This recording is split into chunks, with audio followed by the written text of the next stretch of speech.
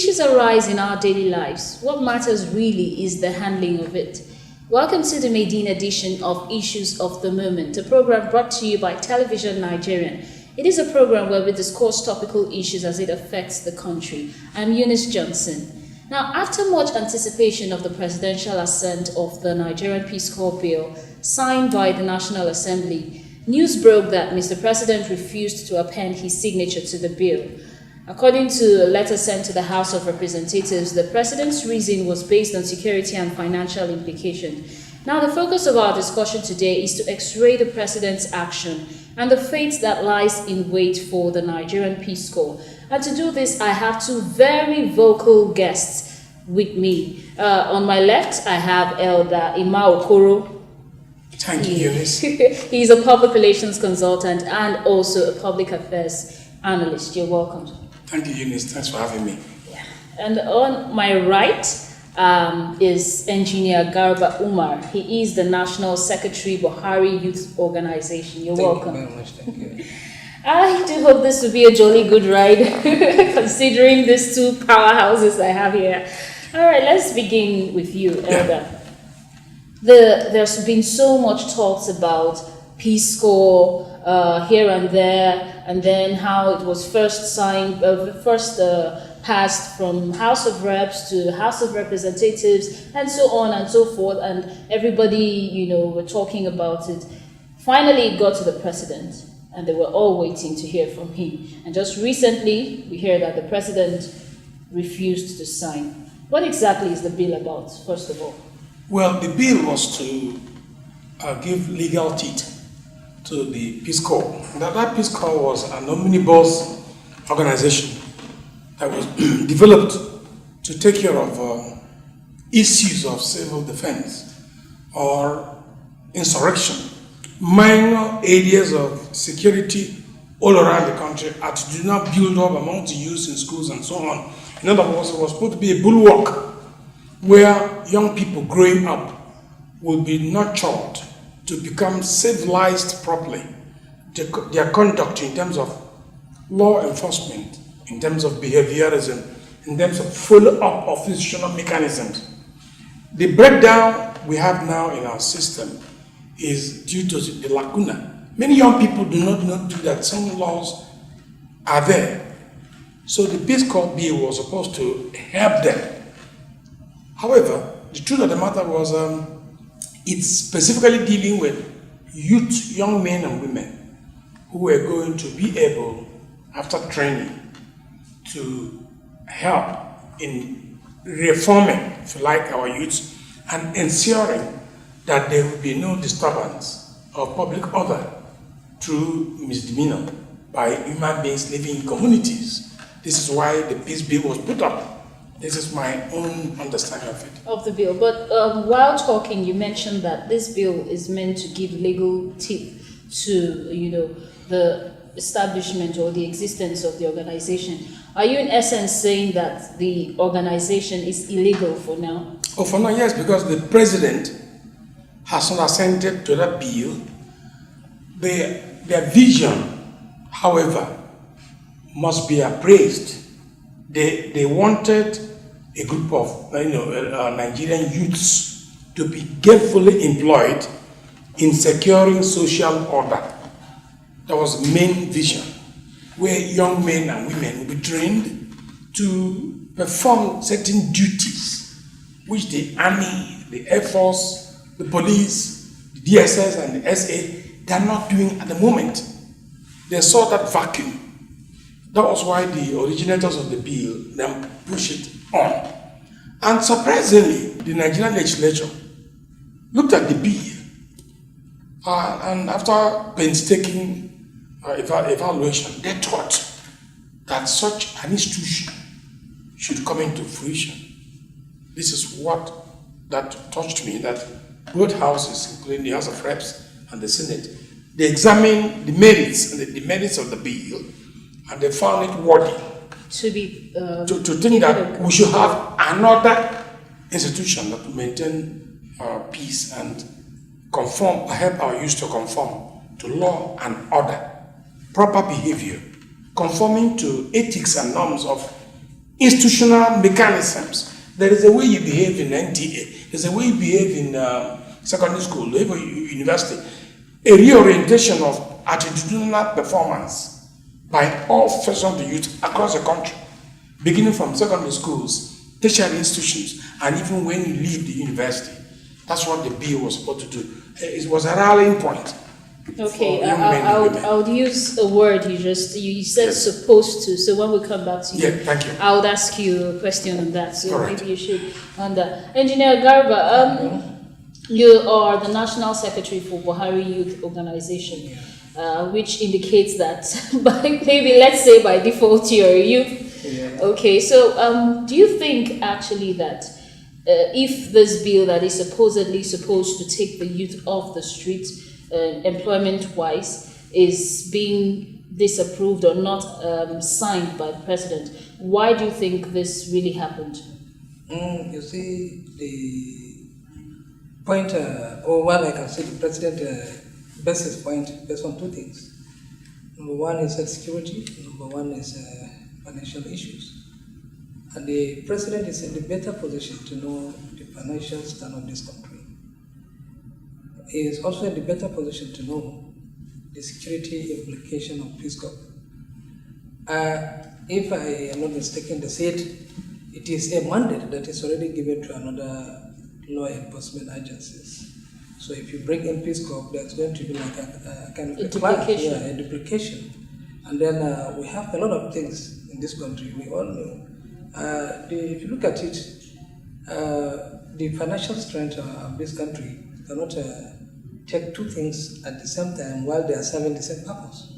So to me, I am a youth, and anything that will move the youth forward, I support it. But in this case, I agree with the issue, with the point of Mr. President. If the country is not financially okay to take Peace Corps bill, it's better to leave it than to bring in these young people, and then at the end of the day, government end up without even paying them salary, which would, I think, create another image of the country or the image of the president. So it's better whenever the government is ready to bring in something, the presidency must know that they can do it very well. If you look at it, there are a lot of states that cannot even pay salary to teachers, which is an embarrassment. Why? Because of the financial strength of the state. So as well, to me, I agree. Had it been the presidency did not give any point, which has to do with the security, which is a very sensitive point, and then the financial stand of the country, I would have said this bill needs to be sent. But so long it is a security issue, and number two is financial, they supersede everything. Okay, but speaking of security, how exactly will the approval of the bill affect security? Okay, to me, because I'm not holding brief for the presidency, but based on little I understand, when they talk about security issues, I try to weigh it on two sides. Number one, they said this mandate is already given to another law enforcement agencies. And you know the kind of clash that is in between the Nigerian police and the Peace Corps now, exactly, which can also lead to the breach of law and order.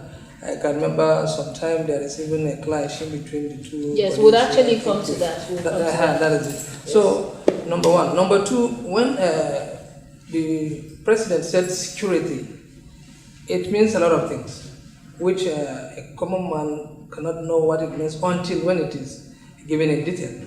Because you work with so many security advisors. Okay, so there would need to be an outline for us to get a clearer picture. The DSS and the police. So the implications is best known to them. But from my own side, we have started even seeing the security implication of it. The Peace Corps having clashed with the police in Jabi, and so this is also a security issue. So to me, I agree with these 2 points. But I want to use this medium as well to call on the president to find a solution, or I can say a substitute, something that would accommodate this youth. Because I know some of them have been in this Peace Corps for 2 years, 3 years, some even more than that. Yeah, even more. So I am appealing to the president to find, I know they are doing their own, the presidency is trying to see how he can accommodate the youth. But I'm still appealing on behalf of the Nigerian youth. The president should find a means to accommodate these youth and find them something to do instead of just throwing them out. Say, no, there is no Peace Corps, so you just go your way. No, I don't think that will still be another challenge to the security that we are running. But speaking of the president coming up with such, don't you think that with the provision of different skill acquisition schemes and all that, is that not already having that? You see, you're asking for more. Yeah, of course. I'm not asking for more, but to revitalize those empowerment skill acquisition centers. We have a lot of skill acquisition centers in this country, but they are not functioning. Okay. Like the NDE, apart from NDE, and then number two, the issue we need to know, it is only in Nigeria that we all rely on the government to provide jobs for the youth. In other countries, if you go to developed countries, it is not only the government that provide employment. In fact, there are a lot of people in this country that can at least accommodate even 50% of this youth from Peace Corps, and they cannot do that. So the issue, everything in Nigeria today, we are just pushing it to the government. So you actually mean that it goes beyond just the president's assent to the bill. The problems surrounding unemployment cuts across a lot of things. Yeah, of course. Okay, Elder, you coming back to what you said, that this bill is supposed to, and that word in quotes, supposed to take the youths off the street, is supposed to create employment. So if you say supposed to, does it mean that as it is not performing that function? Number one, the originators of the bill had this vision. Phenomena and noumena are two different things. Noumena is where you want to be, ideal. Phenomena is where we are here now. We are not in London. The reality. We want to be in London, but we're here. Now, the people who put up the bill did not know that the presidency was going to scrutinize the limits of that bill. Okay. 2, there are 5 different institutionals that should have been able to accommodate the failures of the youth unemployment scheme. Because if we simply say that the Peace Corps bill is supposed to provide employment to teeming youths, that is too small, too narrow. A bill is something you want to bring a legal mechanism that serves the country for years to come. Like a policy, so to say. It's not just a policy, a law. Because if the president signs it, the law, that Peace Corps becomes an institution. You can no longer play with it anywhere because it's now bound by law to perform certain certain functions.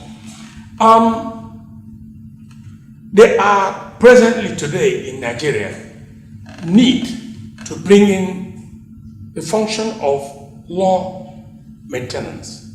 The police is overstretched. That's what the insecurity in Nigeria tells us now. That the police, we are under-policed. We are the only country in Africa that have few policemen, less than 320,000 policemen guarding and working for 180 to 200 million Nigerians. It's too small. How many people are you policing? Or if you say one policeman policing 500 Nigerians, it's impracticable. Now the civil defense is an institution. Now you look at the people they call the man of war bay. They are all institutions. And if you look at with different mandates. Yeah, but if you look at what's happening in Nigeria, you are seeing that because many of our youths are not gainfully employed, the millions of them are trooping out of the country to go and search for job. Bring them. And all I'm saying, not only bring them, they just look for manual labor. Because most of our men and women who went to Libya, they were not exceptional professionals. They had nothing to do. It looked for, the government was going to provide viable means of employment. This thing people call skill acquisition. It doesn't mean that when a young man leaves university with a degree in biotechnology, you go ask him to learn plumbing, you go ask him to learn road making, you go ask him to learn those medium skill job training. It's not for graduates. What is for graduates is a higher level technical manpower that builds the industrial level of the nation. Where you talk about bead making, bag making, painting, It's for young people who were not able to go to universities. You don't bring our graduates and ask them to go and relearn how to do painting, how to do plumbing. What if that's where their passion lies? Yeah, there's no passion about lying there. The university education is not the one everybody acquires. But when somebody has painstakingly put in 5 years of university education, it means that the individual is fit in character and learning to add to the intellectual base of the nation.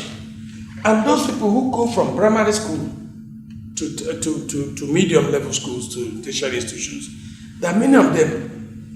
You can expand the levels of the institutions to train them. We still need to open up the economy to graduates. If you went today to the expo, the technology expo being exhibited by Minister of Science and Technology, you will see there's a vacuum.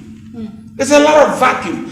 We are importing over 280 items, including toothpicks, from various countries. So when you import one item, you also export our jobs to those countries where they're coming from. Take example, banana. We imported banana from Cameroon, whereas we can actually say, okay, we can make our graduates become super producers in agricultural items. Speaking of what you're just saying, yes. Do you think that the recent Executive Order 5 signed by the President would address these issues? The issues of employment? No, it's not. You don't address employment by a process. It's a practical understanding of what the country requires.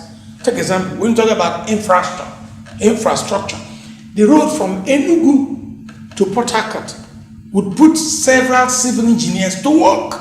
That's why.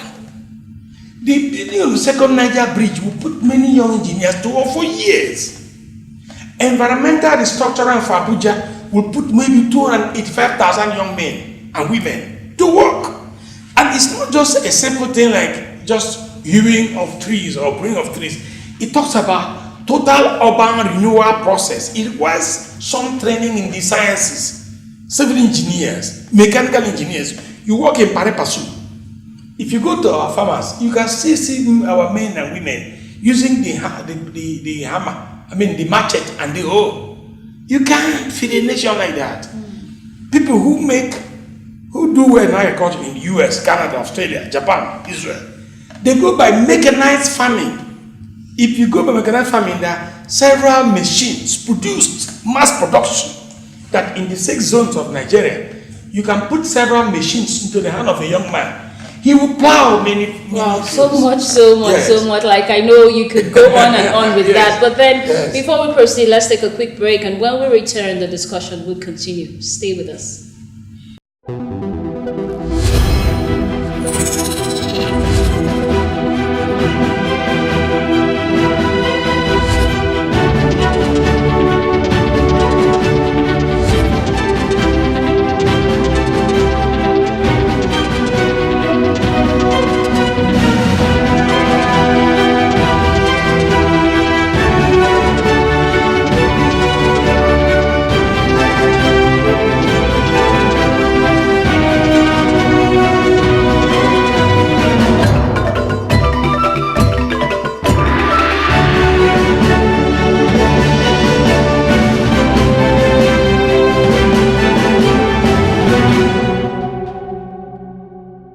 Welcome back. In case you're just joining us, the program is Issues of the Moment. It is actually the maiden edition of the program. And on this program, we discuss topical issues as it affects the country. I have 2 guests here, and we've been talking about the non-approval of the Peace Corps bill by the President. And my guests are Elder Ima Okoro. He is a public relations consultant and also a public affairs analyst. And I also have here Engineer Garba Umar. He is the National Secretary of the Buhari Youth Organization. Now, coming to you, you mentioned 2 key areas, which, of course, were the reasons given for the President's refusal to assent to the bill. You talked about financial and also security issues.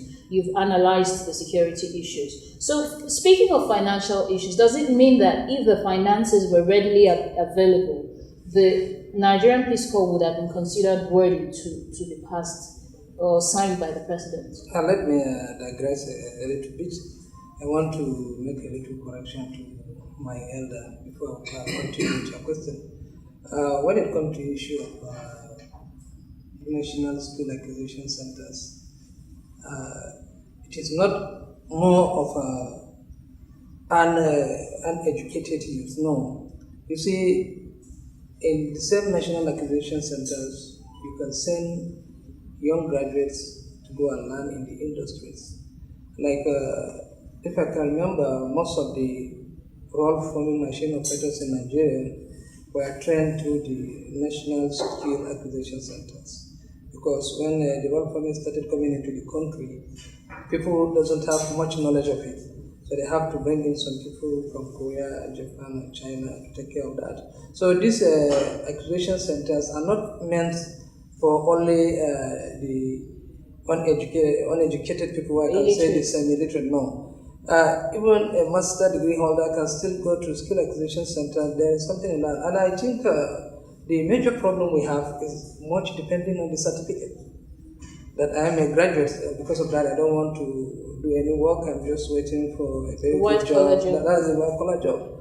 You see, that is why in some countries, you see, people don't depend on government anymore. They try to be creative. This, he said, we're importing toothpick. To go there, you see, it's a graduate that maybe produces that toothpick in his house with his wife.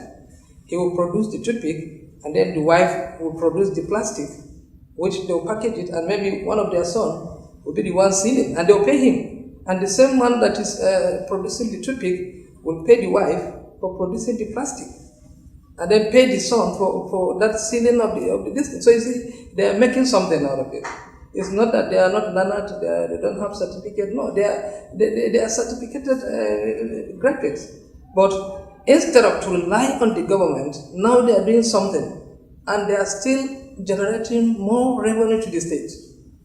So that is why they have less problem than we have here. We are importing banana. Yeah, of course we are importing banana. But if you go there, you see it is the same graduate that goes to the farm and then harvests this banana. And then because he read and knows how to preserve them, he preserved them very well, packaged them very well. But we are here, we said, no, I'm a graduate, I can't go to the farm. When you package it very well, preserve it, send it here, and I'll buy. So still, we are still going back to the same thing. All this issue of unemployed, or maybe I am a graduate, I cannot go to, that is what is compounding our problems now.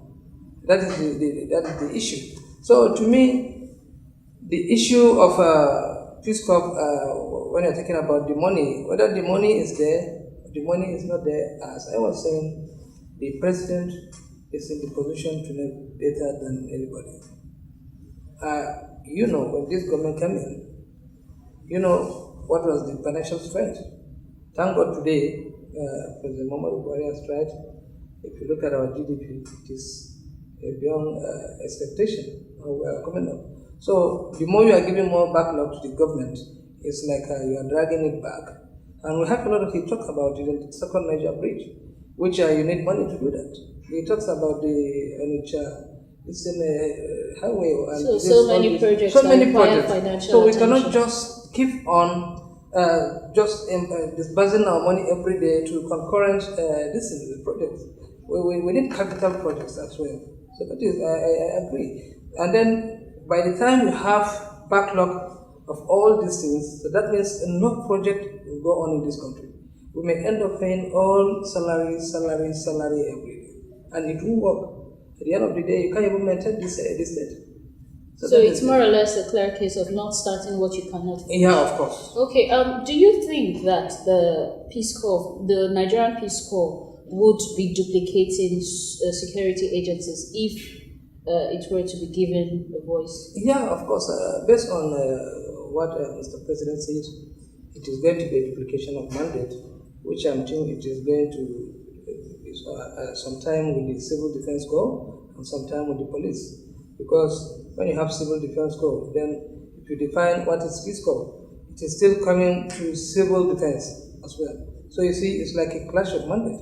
And I think if you look at the area of police, there are a lot of responsibilities which has a clash with that of Peace Corps. So I agree with Mr. President. Instead of continue going with what we cannot continue or we can't keep on doing, then let them absorb some of these youths into the police, into the civil defense, and send some of them into the already existing. Yes, into the already existing, because the already existing will not require much financial distance to absorb them. But if you are setting off a new one now, you have to look at the financial implication of it. You have to set up states across the whole taxi state, local government, to the ward, to unit level. You see, something that needed money. It's not a small money. We're talking about serious money when we're talking about this. But for you to absorb them into already established agencies, that will not give a problem. To be less. It will have less cost implication. Yeah. Okay.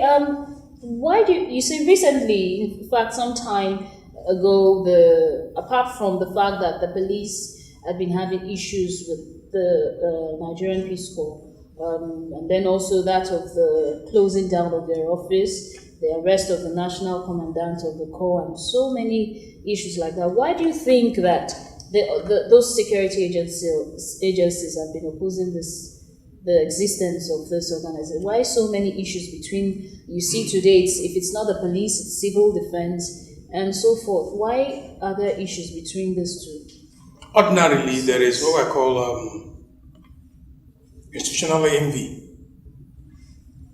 The police will not want, even if you look at Road Safety Corps, the police fought hard to prevent the Road Safety Corps from coming into existence, until the Road Safety Corps became a veritable institution to check on recklessness of road drivers.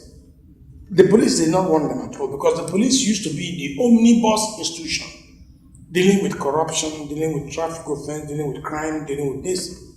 But as we grew as a nation, we found even the movement of the girls from Dutch was a vacuum. There was no policeman there.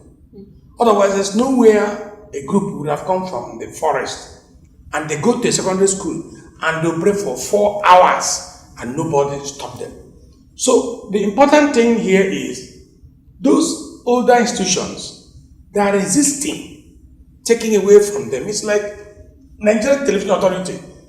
It's all over Nigeria. If it wasn't because media is anybody can develop it, they will not want you to establish, because you are going to provide competition and take away from them some level of priority making, shining. So, but like my friend said here, the police force needs to be expanded to take in more youths. The Road Safety Corps needs to be expanded to take in more people. And so this will apply to the other agencies of government whose role is to maintain peace and order and social security across the nation. If you look at that, Nigeria is over 900,000 square kilometers. You ask yourself, look at it, Nigeria is so large. We don't have the technological device now to be able to monitor behavior of criminals or people of dubious behavior. If you go to smaller nations, CCTV are effective to monitor. So you now decrease your need for human manpower. But in Nigeria now, you see that even those people you call the road traffic people, the yellow fever people you call them, there are few. They are not in those traffic junctions. Abuja is now a metropolitan complex city, growing. You can see the road infrastructure in Abuja. It's happening in Kano. It's happening in Enugu. This is the level of development that Nigeria is going to go through. And if you don't have the sophisticated technology to monitor traffic, so you need human beings to be there. Sometimes in Abuja, if you're coming to central area, you see some mendicants controlling traffic. Because there's no person at that point to check traffic. People come, you see all kinds of people coming to check traffic. In advanced countries, it's technologically driven at all times. Solar energy, bipolar energy, all this, you use them to monitor behavior of people on the road. The Peace Corps was to monitor restlessness of young people, and they assumed that if you bring the Peace Corps, they will check young men and women. But the president's wise idea is that given our economic situation now, we cannot afford a new institution with all these implications. Remember, just my friend said, just to build an office in Abuja, you're talking several millions. And you're talking also what I call bureaucratic support, logistic support, security support for just your office in Abuja, just one office. And you need to have an office in 36 states of Nigeria and in 774 local governments in Nigeria. You need to have them. Because if the president just signs a law, then somebody will say, I can give you a piece of land to build Peace Corps. That's why we are saying the president has told Nigerians severally, we must be very effective in deployment of our financial resources. The number of agencies of federal government that are duplicated. In fact, before the last president left, a panel suggested that our agencies be reduced so that we will plug holes of bureaucratic over-expenditure. Our President Muhammad Buhari, mega scare Nigeria, was the person who came and said, we will block the holes of this spending so we can now see where these monies are going. Because if you block those holes, you save more money. So using the BVN, the president has been able to use one stone to kill many birds. He blocked the hole and the money has come, and he's saying, deploy this money to vital areas, not to any kind of person, so that you don't just make budget for every and any institution that wants to come into play. The idea of the Peace Corps, beautiful, but the president's wisdom is perfect. Security reasons means the president doesn't want this competition and, if you like, conflict arising from your functions. The DSS, the SSS, the police, the road safety corps, the traffic warden. The man is simply saying, well, let's halt. Let's make these ones we have already effective before we bring in new ones, because the money is not there to sponsor any person who has a vital idea. Take example, the issue of thuggery. Political thuggery has cost this country huge millions. And the president says, if the people also say, Peace Corps, that they want to help in curtailing youth restiveness during political campaigns. And the president says, fine, let the police be empowered, as my friend said here. We can get more police forces. I don't know that anything is wrong if the police was empowered to employ more young people and give them adequate training to monitor and be proactive. If you know an area that there's a problem, police people will be there. There are so many villages that does not have a police, they do not have a police post. In 2018, it shouldn't happen. Every village in Nigeria should have a police post to maintain law and order. There are so many villages that do not have police post, police presence. The time you see police is, if there's any trouble in the semi-urban areas, you see police come. Yes. But are you saying that the expansion of this existing agencies instead of recreation of the Corps is the way to go? Oh, certainly, the president has put it clearly down. And as I told you, you see, there's something I keep repeating in this station. President Buhari came to leave a real legacy for a modern nation. That's why he wasn't signing that bill in a hurry. The Senate and the House of Reps, they may have their own wisdom, but the buck stops at the table of Mr. President. He's the President of the Federal Republic of Nigeria. Those senators can leave after 4 years, and they are overcoming, they are superintending over a smaller area. He is he's the king of Nigeria, if you want. He's the President of the Federal Republic of Nigeria, and what he's saying is, he knows how much money we have. He knows this agency is contending for this more money. He's simply saying, let us be able to be parsimonious in the way we expend funds. Yes. That way, vital agencies of government can be well funded to become very effective. Okay, I would still come to you on Yes. that. Yes. Speaking of image now for the president, how do you think, because a lot of youth who have heard about his refusal to assent, to append his signature, they would frown at it ordinarily and feel bad, especially members of the CORP. We've had a recent case where one of the officers was said to have fainted upon hearing that the president did not assent to it. So how do you think this would affect the image of the president, and what can be done to make clarifications? No, this will not affect the image of the president, because the program we are doing now is a part of enlightenment, and we are organizing a program that we are going to organize an enlightenment campaign to enlighten the general public that Mr. President did not refuse to assent the bill for any reason rather than these two reasons, which is security and financial implication of it. So it is a very good idea that this station has been started, even before we started with our own program. Now we are helping us to do it. It is more of an enlightenment campaign now. And I want to give you an assurance that the president will not just refuse to assent the bill and then leave these people just like that. He must have a provision for them. And I cannot say when exactly, but I'm giving you my word. Very soon you hear something about the issue of Peace Corps. Because I know Mr. President is not so desperate about coming back to power. It's not. But he has passion for this country. And then the issue of the youth. I can remember he said, I kept the folder of the youth close to my heart. This is direct what I got him.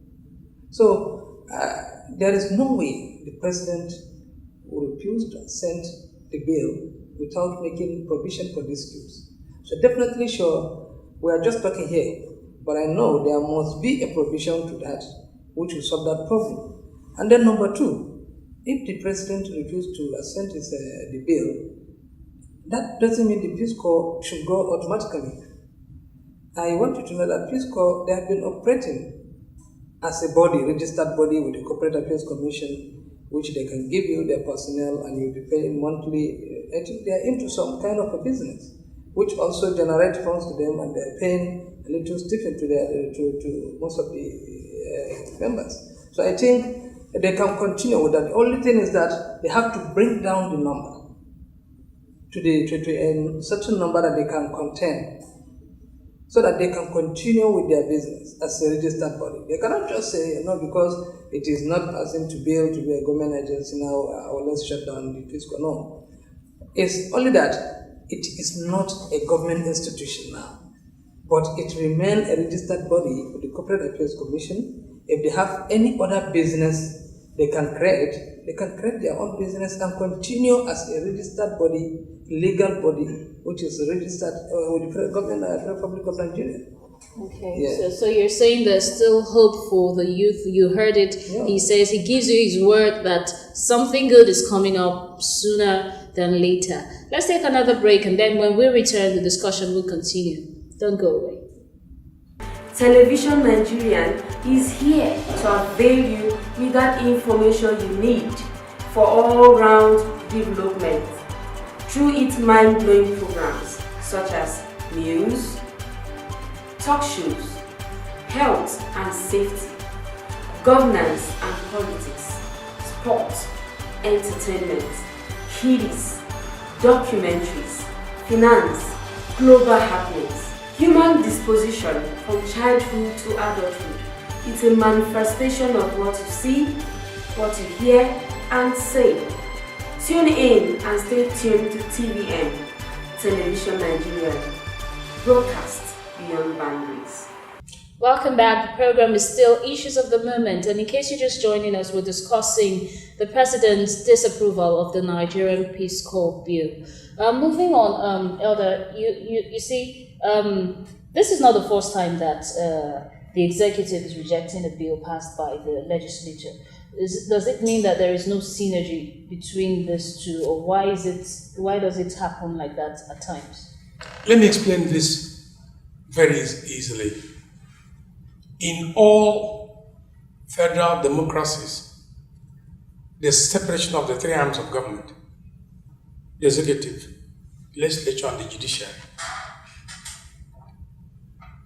The legislative functions include making of laws, and our laws, our constitution says the president shall give assent after due consideration.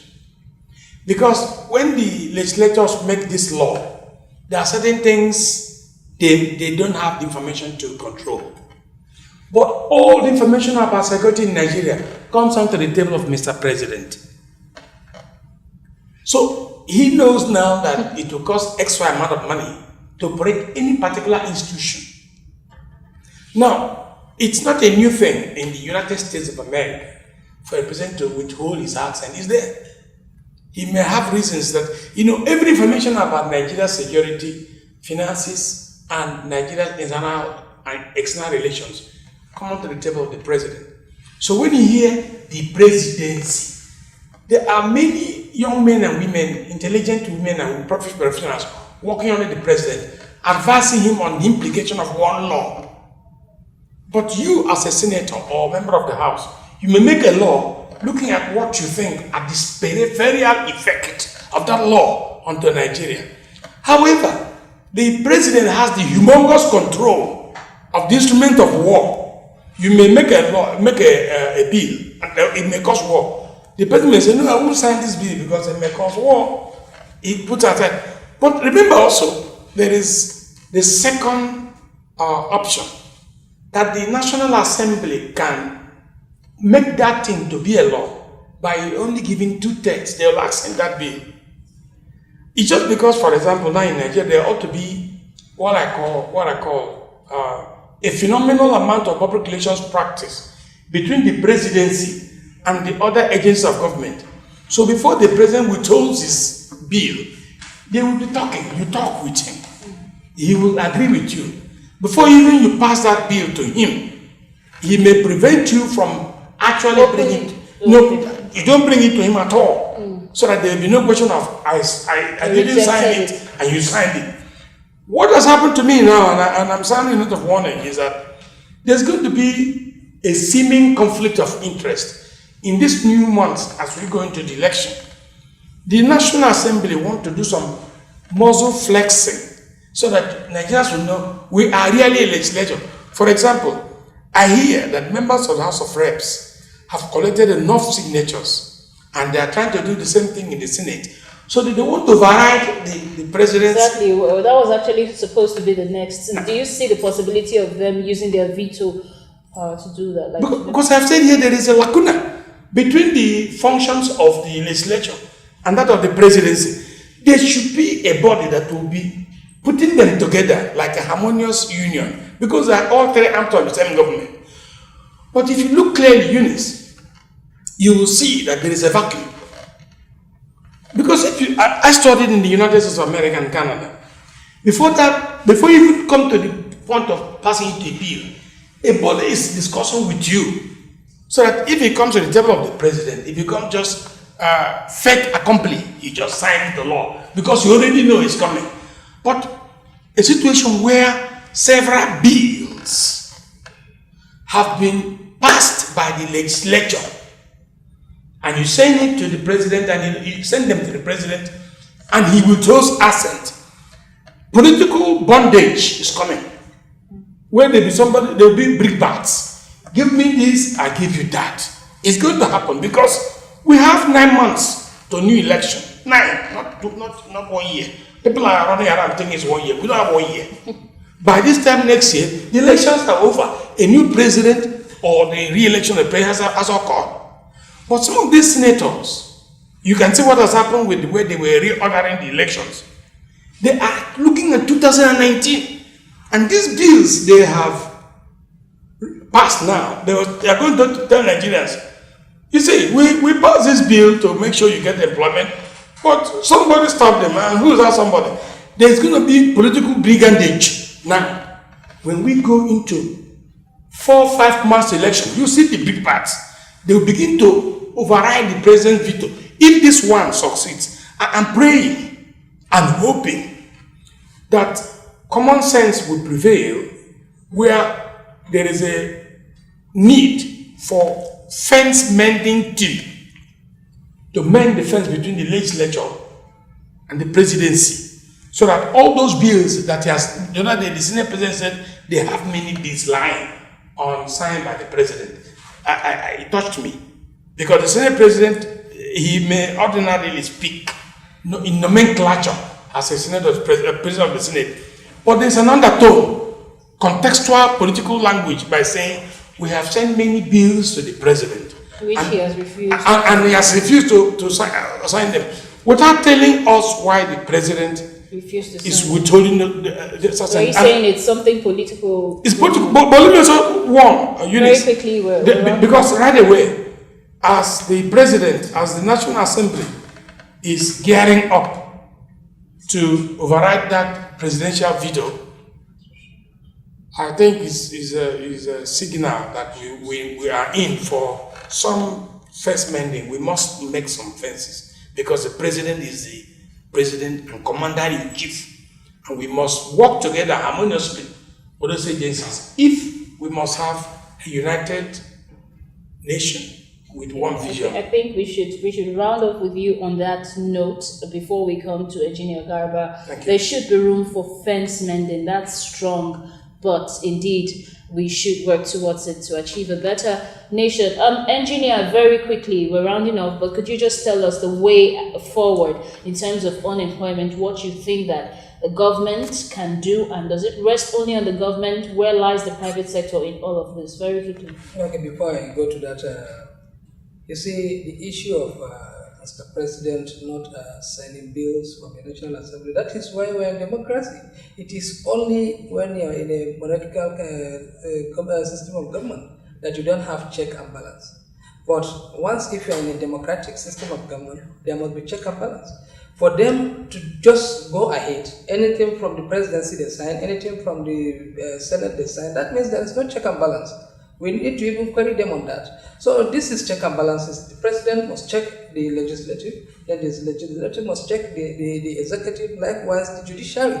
So there must be check and balances within the three arms of governments. That is number one. And then number two is a matter of two things. It's an issue of the one that has the country at heart, and then somebody that is thinking on how to get power in 2019. So for somebody to think we have signed the bill, which they knew very well the condition of Nigeria before they signed, that means they're just doing it for their own selfish interest. You see, it's like the problem we have in Nigeria today. We don't vote in people based on their credibility. We vote them based on who give money. And that is why we have all this problem in the Senate, in the reps. That is why we have so many uneducated people in the legislature. How can you send somebody that is not even literate to go and represent you in the legislature and you're expecting something? Those are issues that might cut across as disheartening, but probably we would address them in subsequent episodes if time will permit us to accommodate you. But on the issue of unemployment, in very few words, what is the way to go? On the issue of unemployment, the best way to go is for the government to brace up and see how they can create, still, I'm going back to these skill acquisition centers, to create more industries so that they can employ more youths. And then we need more military minds. These youth that are on the street, you can still take them and absorb them into all these institutions, the police, the military, the army, the road safety corps, the peace corps, the civil defense. You can absorb them. So that by the time you absorb all these youths and get something doing for them, at least the level of insecurity in this country will drop. Most of these people going for kidnapping or robbery is just because of the lack of jobs. Okay, let's leave it at that. We would have loved to talk more, the discussion. I believe with these two guests, if we keep talking, the talk will go on and on without ending. Yes, we've been talking about the president's disapproval of the Nigerian Peace Corps bill, and so much discussion, so much solutions. It's more or less a well of so many solutions from these two people. My guests have been Elder Ima Okoro. He is a public relations consultant and also a public affairs analyst. And also, I had here with me engineer Garba Umar. He is the National Secretary for Buhari Youth Organization. And a well of solutions came from these two. So it's left for the government to draw from this well, and we hope that this will lead us to a better nation. The program has been Issues of the Moment. Thank you very much for being part of it. Till next time, same time. Join us again. For now, we say goodbye.